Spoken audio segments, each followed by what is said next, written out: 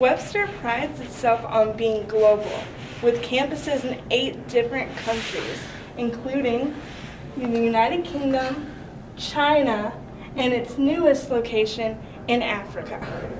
The campus in Accra, Ghana is set to open this January, and faculty and staff are currently recruiting students. Arba Budawangwa, current Webster senior and native of Ghana, was excited when she first heard the news that Webster was going to Ghana. I had such a good experience at Webster. I was really excited that Webster was going, reaching out to my country and giving people who didn't have the chance to come over here the kind of experience they had given me.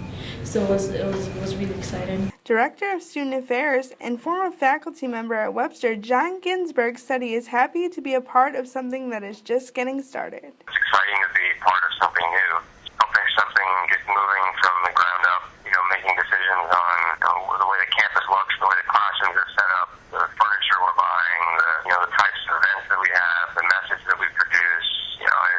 Those things sort of get carried forward into the future. Recent statistics show that nearly 1/3 of Webster's current students and faculty study or teach in another country. Budawangwa said that there are many benefits to studying abroad in Africa. It's a very nice place, definitely different from here, but in a good way.